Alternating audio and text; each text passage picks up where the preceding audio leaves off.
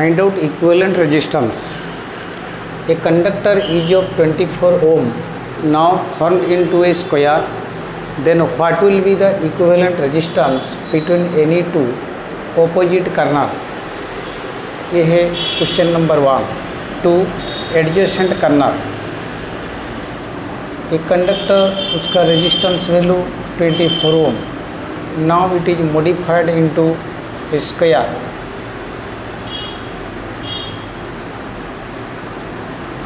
A B C D. 24/4 is equal to 6 ohm. Each side 6 ohm. ये पहला सवाल है हमारे लिए कि ओपोजिट कर्नल का ए का अपोजिट सी होता है. R equivalent of A and C is equal to A D series C D हल parallel A B series B C that is equal to 6 ohm 6 ohm. ये series parallel 6 ohm 6 ohm series that is equal to 12 ohm parallel 12 ohm. Then 12/2 that is equal to 6 ohm. ये opposite corner का resistance value 6 ohm होगा. लेकिन जो adjacent side adjacent colonel मतलब ए का adjacent B हो सकता और नहीं तो ए का एडजेसेंट डी भी हो सकता. R equivalent of point A and B at that time A D series C D series B C whole parallel A B that is equal to 6 ohm 6 ohm 6 ohm. तीनों series में हैं. उसके बाद 6 ओम parallel में है.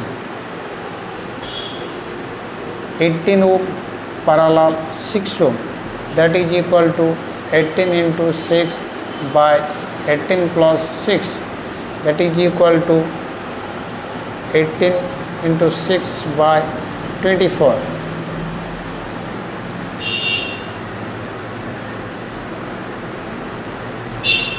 Eighteen by 4 is equal to 4.5 Om.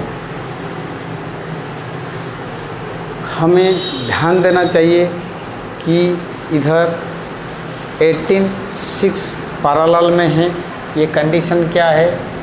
If R1 greater than R2 and are connected in parallel to each other at that time the total resistance will be less than the least value connected in that circuits.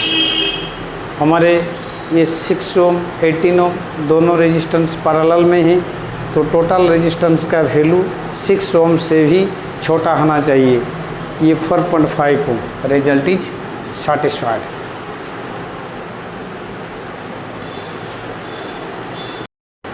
Find the value of equivalent resistance of complex circuits. ये complex circuit है. सभी are ओम ये वाले भी R ओम ये वाला भी R ओम.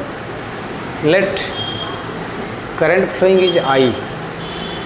के सेल पुट करके हम आइडेंटिफाई कर सकते हैं कि ये वाला इनकमिंग करंट है, ये तीनों आउटगोइंग करंट है. इसीलिए ये पॉइंट से जब करंट ए से एक्स की तरह जाएगा ये वाला I/3 हो जाएगा, ये वाला I/3 हो जाएगा, ये वाला भी I/3 हो जाएगा. क्योंकि ये करंट 3 इक्वल पार्ट्स हो जाएंगे डिवाइड होकर के. ऐसे ये वाला भी I/3 हो जाएगा. ये सीरीज में है तो इसलिए सीधा ये वाला भी I/3 हो जाएगा. इस तरफ ये वाला भी I/3 हो जाएगा. ये I/3 ये I/3 ये I/3 मिलके I/3 मिलके टोटल करंट I हो जाएगा. क्योंकि ये भी एक पॉइंट है, ये तीनों इस पॉइंट का इनकमिंग करंट होते हैं I/3 I/3 that is equal to total I। Incoming current था I, वो वाला आउटगोइंग करंट हो गया I। किसी एक बैटरी में हम लगाएंगे तो सपोज से ये वाला कनेक्टेड है बैटरी और सेल में लगा है तो प्लस माइनस, तो पहले ये करंट I फ्लोइंग हो रहा था, ये आउटगोइंग मतलब पॉजिटिव से नेगेटिव जा करके सर्किट से फिर नेगेटिव से रिटर्निंग करंट ये IV होना चाहिए, क्योंकि ये कंजर्वेशन ऑफ एनर्जी होता है। तो ही हमारे लिए सवाल है कि X, P, Y ये कैसे में है, सीरीज या पैरेलल में है। तो जिस वक्त हम आइडेंटिफाई कर दें कि I/3 इक्वल है, ये I/3 इक्वल है, ये I/3 इक्वल है, तो इसलिए ये P/Y का कोई काम नहीं है। ये है या नहीं होने के बाद भी कुछ काम नहीं, मतलब ये वाला एब्सेंस है, उसका फंक्शन कुछ नहीं है, ये डेड में है, ये डेड में है। तो इसीलिए हम ये सर्किट को फिर दूसरे सर्किट में हम कन्वर्ट कर सकते हैं।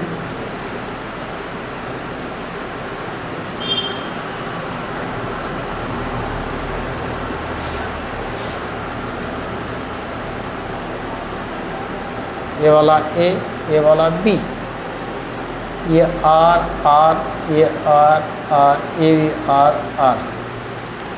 तो ये 3R वो मिलके हो गया 2R, ये मिलके हो गया 2R, ये भी मिलके हो गया, सीरीज में है तो इसलिए 2R। तो हम ये कन्वर्ट करके हम फिर आसानी से बता सकते हैं कि ये जो रजिस्टर है ये 3 हो गए, ये वाला 2R, ये वाला 2R, ये वाला 2R, वो भी पैरेलल में है, ये A भी। तो जिस वक्त हम पैरेलल में हैं कि total resistance is equal to R/N, ये वैल्यू पुट करना, ये फार्मूला पुट करना। तो इसीलिए R equivalent of A and B का होगा 2R/3, मतलब 2/3R।